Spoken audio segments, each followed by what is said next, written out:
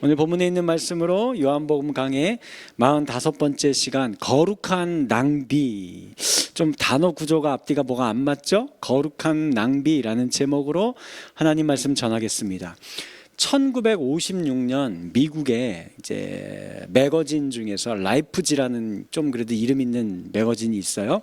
여기에 헤드라인 제목의 기사가 이렇게 실렸어요. What a unnecessary waste. 갑자기 옛 영어야. 네, 이 얼마나 불필요한 낭비인가. 네, 이런 제목으로 기사였습니다. 내용은 이런 내용이에요. 명문대학인 휘튼 대학을 졸업한 짐 엘리엇을 비롯한 네이트 세인트, 에드 맥컬리, 피트 플레밍, 로저 유더리안 이라는 5명의 젊은 인재들이 있어요. 좋은 대학 나왔고 이제 신학도 공부했고 했던 사람들이에요. 근데 이분들이 에콰도르에 있는 아우카족이라는 곳에 가서 복음을 전하러 갔다가 도착하자마자 5명이 한꺼번에 순교를 당하게 된 거예요. 그래서 이 비극적인 소식에 미국이 들끓었어요. 그럼 저 이야기를 하는 거예요. 야, 이 귀한 인재, 젊은 인재들을 이렇게 쉽게 죽게 내버려도 얼마나 이거 불필요한 낭비냐. 왜 쓸데없이 거기 가서 이런 일들이 벌어지게 했냐 하면서 미국 사회가 분노했습니다. 오늘 본문에 보면 이와 비슷한 분노를 하면서 왜 낭비하느냐 라고 소리치는 인물이 한 명 있어요. 그가 누군가? 우리 5절 말씀 한번 같이 읽어볼까요? 5절 시작. 이 향유를 300데나리온에 팔아서 주지 않고 왜 이렇게 낭비하는가? 왜 낭비하고 그래? 이 쓸데없는 짓을 왜 써? 라고 이야기해요. 자, 질문. 되게 어려운 문제예요. 이 이야기를 한 사람이 누굴까요? 어떻게 하셨어요? 와, 다들 성경 박사님들. 가룟 유다 맞아요. 가룟 유다. 자, 근데 그러면 생각해 봅시다. 왜 이런 상황이 벌어지게 된 걸까요? 가룟 유다가 왜 저런 이야기를 하게 된 걸까? 1절부터 의미가 있는 내용이 나와요. 우리 1절 같이 한번 읽어봅니다. 시작. 6월절 엿새 전에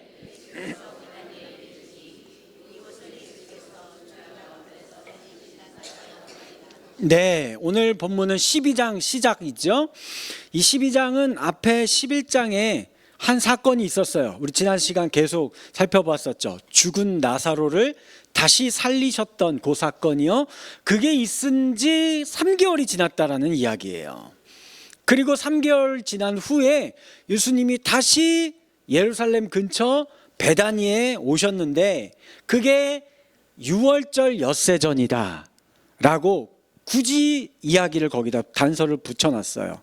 이유가 있겠죠. 예수님의 마지막 유월절입니다. 우리가 읽은 본문 그 다음 구절부터 여러분들이 알고 있는 종려주일이 시작돼요. 그러니까 예수님에게 마지막 일주일이에요. 그 첫날이 이 베다니 죽은 나사로를 살렸던 집에 찾아오신 것부터 시작하는 겁니다.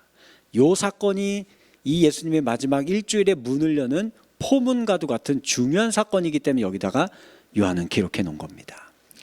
마을에는 잔치가 벌어졌어요. 왜 그럴까요?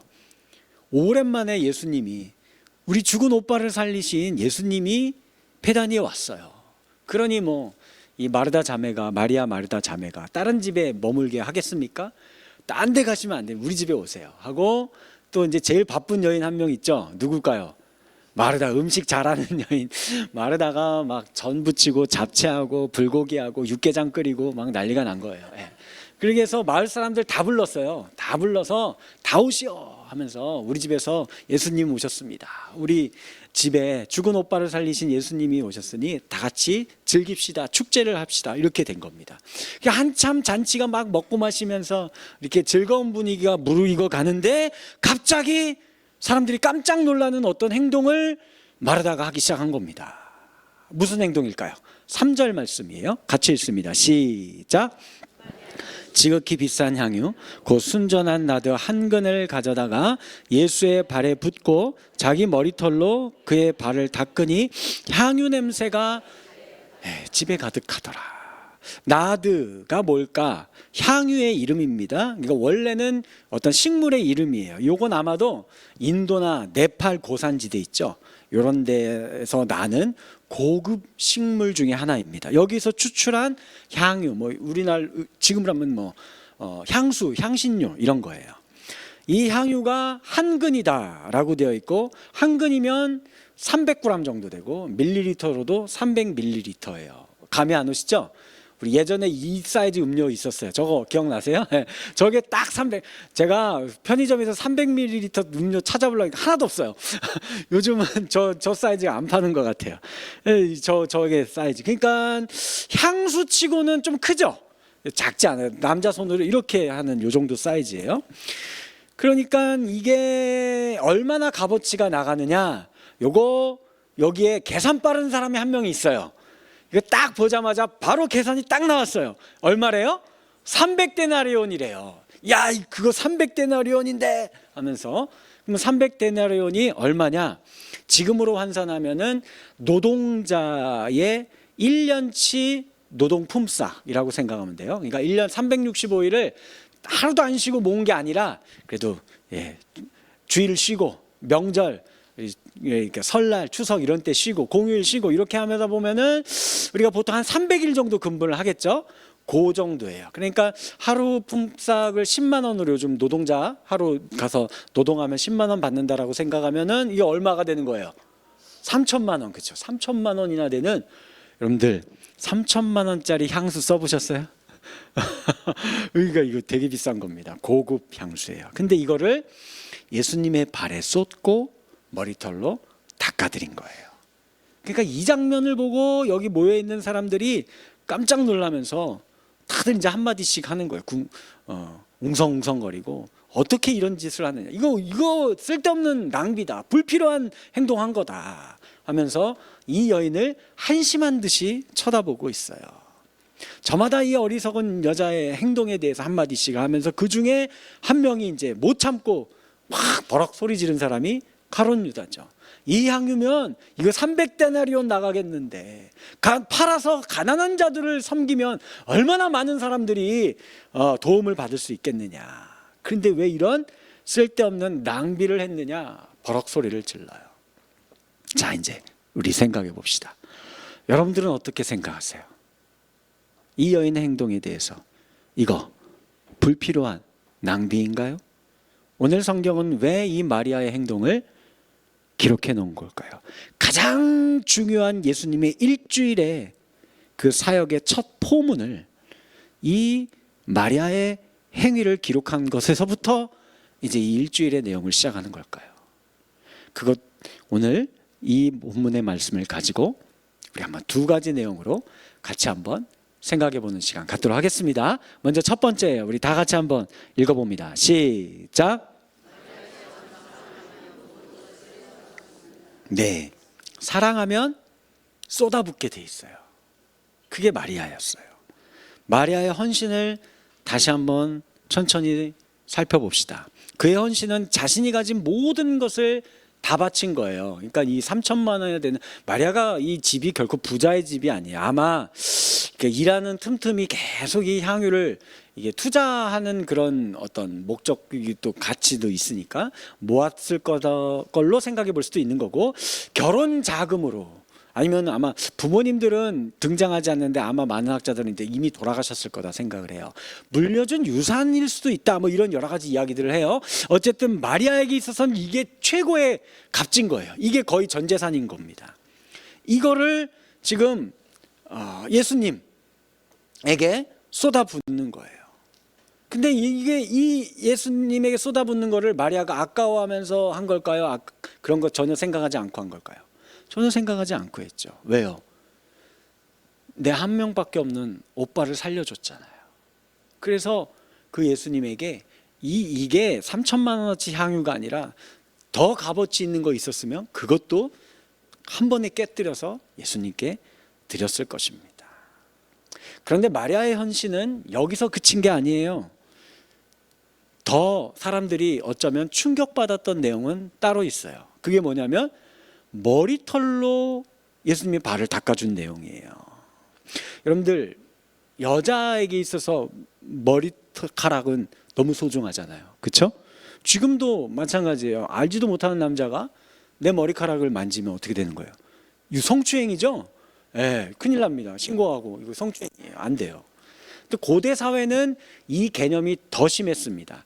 여인의 정절을 뭘로 판단하느냐? 머리카락이에요. 이거 잘렸으면 정절을 상실한 여인입니다. 계속 기르는 거예요. 그래서 정절을 상징하는, 그러니까 고대 사회에서는 여인의 머리털을 누구만 만질 수 있을까요? 딱 2명밖에 없어요. 2명의 남자밖에 없어요. 누굴까요? 아버지하고 결혼한 남편이에요. 결혼한 남편입니다. 이 둘 말고는 만지면 이거는 진짜 큰일 나는 일인 거예요. 그런데 그런 정절을 상징하는 머리털로 예수님의 그것도 다른 것도 아닌 발을 씻겨드린 거예요. 그러니까 이게 두고두고 사람들의 입에 오르락내리락 하겠죠. 저거 저 미친 여인이다. 그 정절을 상징하는 머리카락으로 외간 남자 발을 막 이렇게 닦아주고 뭐 이랬던 여자다. 이게 이제 소문이 날 거 아니에요. 그러면 이 여인이 이제 이렇게 멋진 남자하고 연애할 수 있어요, 없어요? 연애는 못하고 결혼도 못하고 이제 이렇게 될 수도 있는 거예요. 그런데도 그 개의치 않아요. 그러니까 나에게 이 정절, 순결을 상징하는 가장 내 신체 부위에서 중요한 걸 가지고 예수님을 닦아드린 거예요. 또 하나 이해가 안 되는 부분이 있어요. 하나 더 있어요. 그게 뭐냐면, 여러분들 향수 좀 뿌려보셨어요? 향수. 저도 향수 종종 애용합니다.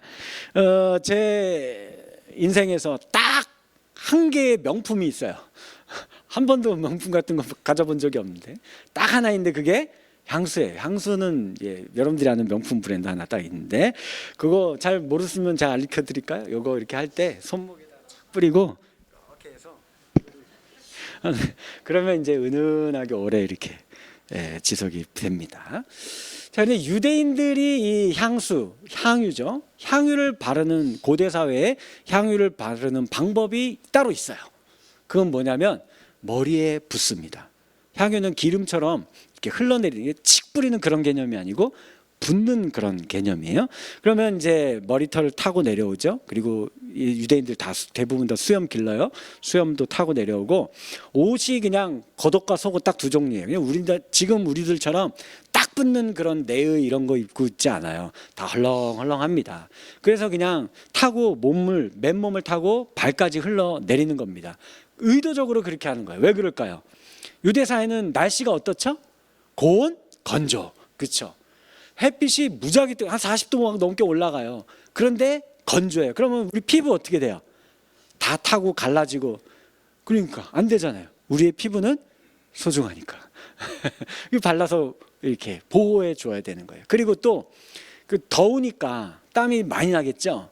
그 땀 나는 거 이제 땀 냄새 이 향수로 이제 가려주고 하는 용도예요. 그런데 마리아는 이 향유를 그렇게 안 붓고 발에 부은 거예요. 그러면 이거 어떻게 돼요?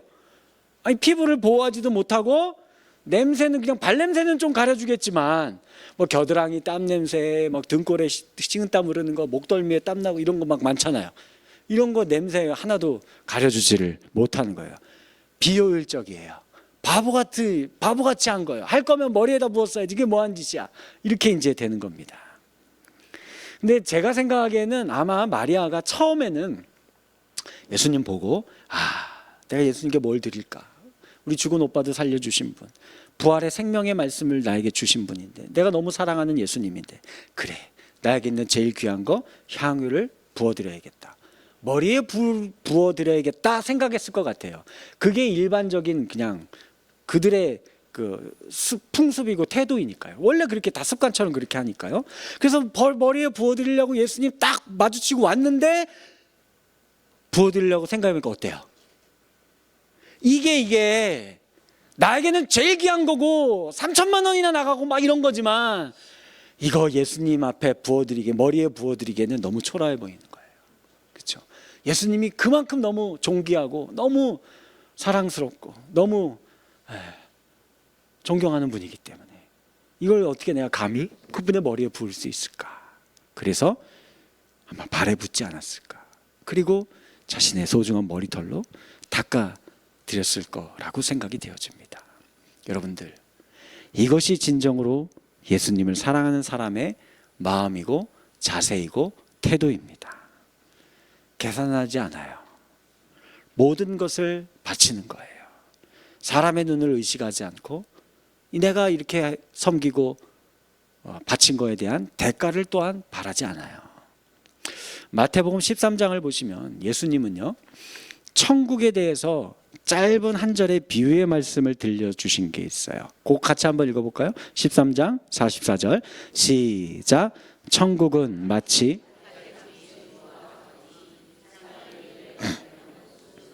기뻐하며 돌아가서 자기의 소유를 다 팔아 그 밭을 사느니라. 우리가 다 알고 있는 유명한 비유의 말씀이죠. 여기에 보면은 한 사람이라고 되어 있는, 이 사람은 뭐 하는 사람일까요? 이 밭을 갖고 있는 사람일까요? 아니죠. 그러면 살 이유가 없잖아요. 그러면 남의 밭이겠죠. 남의 밭에서 일해주는 사람을 뭐라고 하죠? 소장농. 저와 여러분들하고 똑같은 사람이에요. 그죠? 여러분들이 내가 회사 사장입니다, 주인이든 뭐 계실 수도 있는데 대부분은 다 남의 일터에서 삭슬 받고 일하는 직장인들, 그죠? 예, 그런 우리 다 보통 사람이라는 의미예요. 이게 우리와 같은. 그렇게 해서 요 소장농이 주인의 밭에서 삭슬 받으면서 열심히 맡겨진 일을 하고 있는데 딱 보화가 발견된 거예요. 그래서 이 사람이 어떻게 한 거예요? 일하던 걸 멈추고 보화를 흙으로 다시 다 덮어놓고 이거 딴 사람이 가져가면 안 되니까 잘 덮어놓고 집으로 달려가요. 그래서 어떻게 한 거예요? 집 팔고 땅 팔고 냉장고 팔고 자동차 팔고 얼마 안 되지만 내 전 재산 다 팔아요. 그리고선 이제 가지고 와서 주인에게 가서, 주인님, 거기 그 산등성에 있는 그거 별 조그만한 밭대기 하나 있잖아요. 그거 저한테 파세요. 주인이 보기에 이상한 거예요. 이놈이 갑자기 왜 그러지? 그래서 뭐 별로 팔고 싶은 마음도 없고 이런 게 좀 수상하고 하니까 가격을, 원래 이거 뭐 1,000만 원도 안 하는데 몇백만 원이면 사는데 뭐 살 거야? 그러면 살 거면 1억 원 내놔. 이렇게 한 거예요. 이 사람이 다 팔아서 그 돈이 마침 있어요. 이 돈으로 샀을까요? 안 샀을까요? 산 거예요. 자, 그러면 이거를, 이 밭에 감추인 보화를 모르는 주변에 있는 친구들이나 사람들이 보면 이 사람 보고 뭐라고 하는 거예요? 이 미친놈이다, 이거 정신 나갔다, 이거 뭐한 짓이냐, 그동안 열심히 10몇 년 열심히 일해서 그래도 조금 모아가지고 그거 이제 사는 거 갔더니 갑자기 정신이 횟가닥 돌아갖고 이게, 아이고 이 녀석 이거 어떡하냐, 이거 이제 뭐 이렇게 되는 거죠. 근데 이 사람은 집에 돌아와서 어떻게 하는 거예요? 하루 종일 웃어요. 미친놈처럼 입이 귀에 걸려가지고 막 웃는 거예요. 아니, 평생을 웃을 거예요. 왜요? 세상에서 가장 귀한 보화가 이제 내게 된 거거든요. 전 세계에 있는 거 다 갖고 와도 이거 못 사요. 못 바꾸는 거예요. 그걸 아까 읽은 본문에 뭐라고 얘기해요? 천국이라 얘기하죠. 천국은 어디 있어요? 천국은 누구예요? 예수 그리스도가 천국이죠. 아무리 황금으로 치장된 곳이라 할지라도 거기 예수님 없으면 거기 천국 아니에요. 천국은 예수님이 곧 천국이에요. 예수님을 발견한 거예요. 내 일상의 삶에서 예수님 만난 거예요. 그러니 다 팔아서 이 예수님을 내 안에 모셔드리고 있는 거예요. 평생을 웃으면서 감사하며 찬양하며 살게 된 겁니다. 여러분들, 무엇이 합리적인 결정이고 무엇이 쓸데없는 낭비입니까? 두 번째 또 한번 생각해 봅시다. 둘째, 같이 읽어볼게요. 시작. 자연스럽게 섬기게 됩니다. 그러네요. 우리가 그러니까 책을 읽어서 이성으로 아는 거하고 사랑해서 알게 되는 것은, 그건 진짜 넓이와 깊이와 부피가 다른 것 같아요. 그 알미 진정한 알미예요. 그렇게 되면 누가 하지 말라고 해도 자연스럽게 그 사랑을 실천하고 섬기는 삶을 살게 되어 있어요.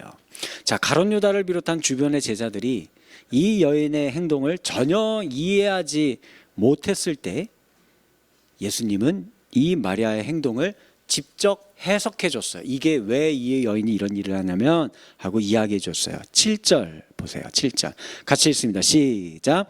예수께서 말씀하셨다. 그대로 두어라. 장산날에 쓰려고 간직한 것을 쓴 것입니다. 놀랐습니다. 여기에 그 제자들이 있고요. 그리고 사랑하는 예수님을 따르는 많은 사람들이 있는데 아무도 몰랐어요. 왜 예수가 다시 그 예수를 잡아 죽이려고 하는 그 사람들이 모여있는 예루살렘으로 6월절 명절 새겠다고 그 왜 여기를 다시 오셨는지, 그리고 이 마지막 이 일주일이 예수님에게는 마지막 일주일이 되는 건지 아무도 몰랐습니다. 누구만 알았어요? 마리아만 알았어요. 왜 어떻게 알게 됐는지는 성경은 설명해 주지 않아요. 그녀도 아마 정확하게 이해는 못했을 것 같아요. 예수가 이제 오셔서 이제 6월절 희생양이 되어주셔서 우리를 위해 십자가에 달려 죽고 3일 만에 부활하셔서 그를 믿는 모든 자들이 우리가 다 구원을 받을 거야. 이거를 정확하게 깨달아서 이거를 한 거는 아닌 것 같아요. 그런데 너무 사랑하다 보니까 이 예수님이 와서 그 예수님의 모습을 보니까 뭔가 이상한 거예요. 그리고 예전의 말씀들이 떠올라요. 나는 섬김을 받으려 한 것이 아니라 섬기러 왔다. 난 너희들의 죄를 대신해서 죽고 너희들을 구원하기 위해서 왔다. 이 말씀들이 떠오른 거예요. 지금이 그때인가 보다. 이거 어떡하지? 그래서 유대인의 풍습처럼 장례할 때는 향유, 가장 비싼 향유를 자녀들이 부모들에게 이게 시체에 발라주고 이렇게 하거든요. 그 일을 하고 있었던 겁니다. 우리는 이성적이고 합리적인 신앙인이 될 필요가 있어요. 그렇게 해야 돼요. 그리고 특히 교회를 운영하는데 합리적이고 상식적인 의사 결정은 매우 중요합니다. 이것이 항상 기본이 되어 있어야 돼요. 그러나 어쩌면 더 많은 부분은 비합리적인 신앙과 모순적인 교회 운영이 필요한 경우가 더 많을 수도 있습니다. 무슨 말이냐? 만약 저와 여러분들에게 혹은 우리 교회에 이런 일이 본문의 말씀과 같은 상황이 벌어졌어요. 3천만 원이나 되는 헌금이 들어왔다면 그 돈을 어떻게 해야 될까요? 당연히 저 같아도 이거를 이거 어떻게 합리적으로 잘 쓸까? 잘 됐다. 우리 교회 교육부서에 더 아이들을 잘 효과적으로 가르치기 위해서 기자재도 좀 구입을 하고, 전도 용품이 이제 좀 떨어져 가는데 전도용품도 마련을 하고, 또 선교, 우리 선교를 가고 싶었는데 또 해외 선교 비전 트립 이런 거 가고 싶었는데 요즘에 좀 많이 이렇게 재정이 이렇게 빡빡해서 어떻게 고민하고 있었는데 잘 됐다. 돌아오는 겨울에 가야지. 이런 거 이제 계획 세워놓고, 그리고 나머지 뭐 또 이제 교회 운영 여기저기에 필요한데 잘 합리적으로 나누어서 사용할 그 생각을 막 하고 그렇게 할 것 같아요. 저 같아도 그렇게 쓸 것 같아요. 그러나 어떤 경우에는 우리 교회가 이런 데 쓸 돈이 모자라요. 그래서 막 늘 쪼들리고 있고 막 그래도 그런 중에 이 돈이 이제 딱 들어왔는데 마침 또 선교지의 소식이 들려요. 선교사님이 구류당해서 그분을 빼내오려면 이 돈이 필요하대요. 혹은 그 선교지에 정말 이제 많은 영혼들이 전도돼서 수십 명, 수백 명이 예배를 드리고 싶어 하는데 예배 드릴 데가 없어서 떼약볕에 그냥 가만히 하나 깔아놓고 그러고서는 그냥 뭐 생목으로 찬양하고 그냥 뭐 말씀 읽고 막 그러고 설교하고 그러고 있대요. 그 소식을 들었어요. 어떻게 해요? 거기 드려야죠. 거기 보내야죠. 혹은 우리 주변의 이웃 가운데 누군가가 죽어가요. 근데 이 돈으로 수술 받으면 살 수 있대요. 어떻게 해요? 보내야죠. 생명 살려야죠. 비합리적이죠. 모순적이죠. 이거는 남는 장사가 아니죠. 이렇게 하면은 교회 운영이 안 되죠. 그런데 이렇게 해야 될 때도 있는 겁니다. 저희 교회가 2026년 상반기에 지역사회에 있는 청년과 청소년들, 더 나아가서는 요 앞에 지금도 아마 계실 것 같아요. 공원에 정자역이 있어요. 그러면은 늘 오시는 우리 노인분들이 있어요.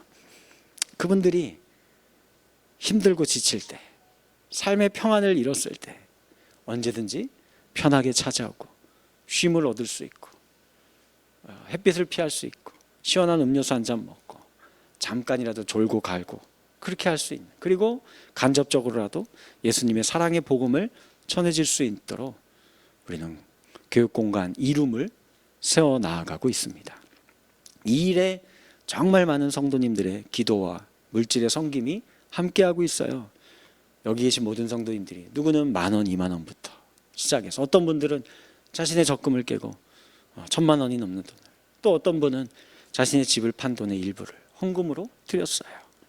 그리고 이 일을 위해 바쁜 시간을 쪼개서 또 우리 남자 성도님들이 거기 가서 막 철거하고 땀 뻘뻘 흘리면서, 또 일하는 중에 시간 쪼개서 와서 인테리어 공사 디자인해주고 봐주고, 우리 청년들 홍보물 제작하고, 그걸 필요한 여러 가지 회의를 어떻게 하면 될까, 늘 밤새 또 일하고 회의하고, 그리고 많은 분들이 새벽에 또 중보기도 시간에, 금요 심야기도 시간에 기도하고 있습니다. 여러분들, 이게 세상 사람들이 보기에는 합리적으로 보일까요? 그 공간은 수익을 창출하는 공간이 아니에요. 사업자 등록도 없어요. 거기는 우리가 이제 앞으로 돈 쏟아부을 일만 남았어요. 그러면서 한 사람이라도 평안과 안식을 얻기만 한다면, 한 사람이라도 인생이 다시 회복될 수 있다면, 한 사람이라도 예수님을 만날 수만 있다면 하는 마음으로, 저희 교회 별로 그렇게 부자도 교회가 아니에요. 그런데 모든 성도님들이 기도하고 섬기고 육체의 노동으로, 물질로 함께 이 사역을 감당해 나아가고 있어요. 왜 이런 일을 우리가 하는 걸까요? 예수님의 사랑을 우리는 받았으니까요. 그 사랑의 마음을 알고 있기 때문입니다. 사랑이 우리를 진정한 희생과 섬김의 자리로 인도하는 거예요. 여러분들 가만히 생각해 보면요, 우리의 삶이 합리적인 것으로만 이루어진 것 같죠? 그렇지 않아요. 합리적으로 설명할 수 없는 그 어떤 희생과 헌신이 있는 곳에 우리 삶의 진정한 만족과 기쁨을 얻는 경우들이 굉장히 많습니다. 예를 들면 대표적으로 결혼 생각해 봅시다. 결혼. 정말 여러분들이 합리적이었다고 한다면 죄송합니다.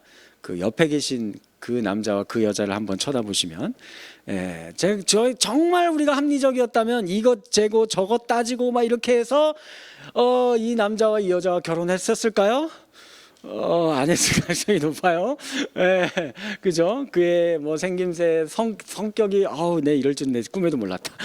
하고, 또 그의 비전, 뭐 그의 경제적 상황, 건강, 뭐 가족, 시누이들 뭐 이런 거 전혀 몰랐어요. 그런 거 그때는 재고 따지고 이런 거 안 했어요.